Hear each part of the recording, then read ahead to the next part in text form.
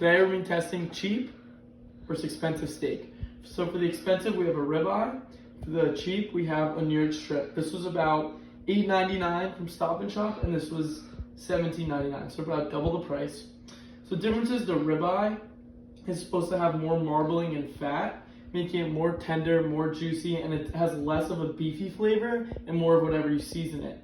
So typically this runs you a little bit more expensive, and they're both about 10 ounces. Both cuts are from the longissimus muscle of the cow. This is where the ribeye is from, and this is where the New York strip is from. The ribeye is typically fatter because the cow uses more muscle from the short line, making it more muscly and this more fatter. When you cut the rib on both sides, this side and this side will have a little bit of different texture, and there's usually a fat cap around this side because there's no muscle being used, and that has to be cut off and not eaten. So to be seasoning this, we're just gonna go a hell of a lot of salt.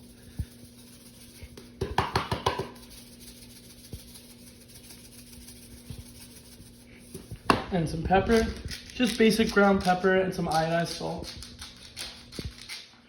We're gonna flip it, and we're gonna get to season both sides.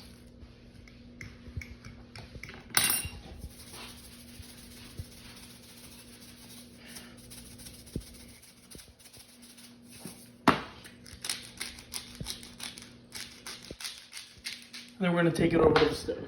All right, so first you wanna get your pan ripping hot. I got it about on like a 7 on my conventional stove. We're gonna go in with some olive oil. Just about that much. This will give a nice sear on your steak. So you want it ripping hot because all we really wanna do first is cook the outside. We wanna cook it well done. We wanna get a nice crust that gives you a nice little texture mix. This gives you some crispy. We're only gonna go on it for about 3 to 4 minutes each side.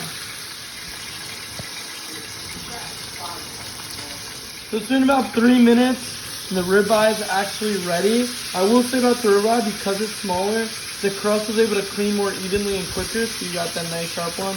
Well, this one still has a little bit of gray, so we're gonna keep it on about 30 seconds longer. All right, so in about 20, 30 seconds, I'm gonna flip this back.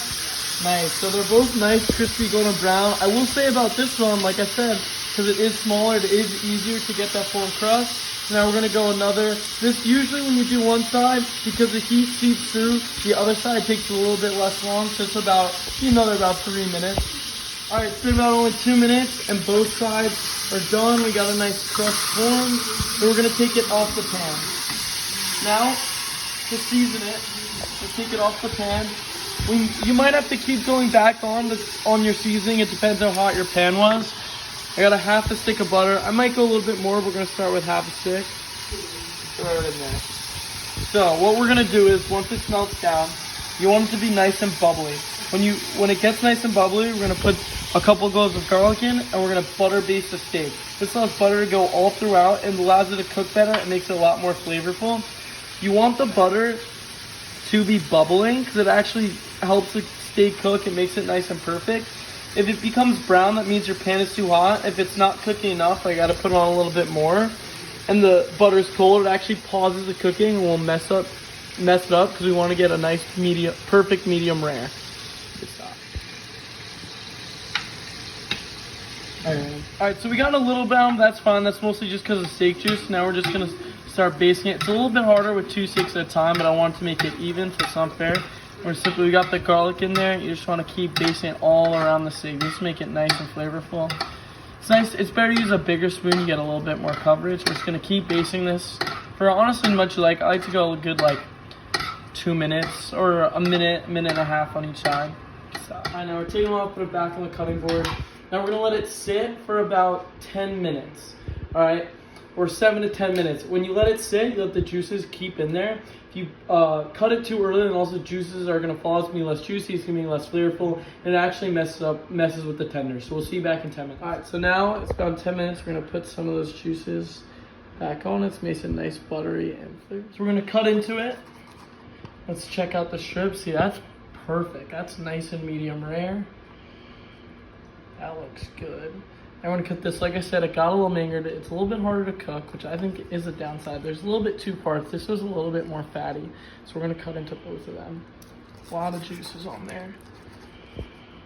This came out a little bit more medium. Remember, they're both on the pan for the same exact time. They're supposed to be cooked at the same exact time according to online. So now we're gonna try it. All right, so now we're gonna flip it. We still got a little bit of nice bubble in that butter. So we're gonna flip it. And then we're gonna do the exact same thing. As you can see, because it's so big, it is definitely harder to cook. And I think that's a little bit of a negative of the ribeye. So now we're gonna try them. Here's a strip. Get all that juice in there.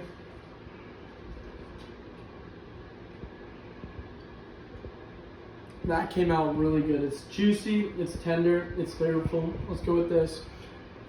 Like I said, I did overcook it a little bit, but I saw multiple videos, looked at articles, said cook it the same amount of time. I've cooked them before, it says cook them the same amount of time. So here we go.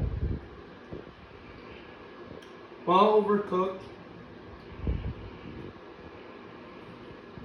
It is more flavorful than this. I think the extra fat, the little fats in between it does make it a little bit more tasty. I think it retains a little bit more of the juice.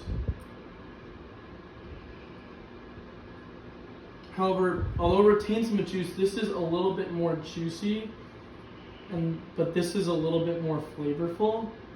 I will say this is definitely more tender, the more expensive one.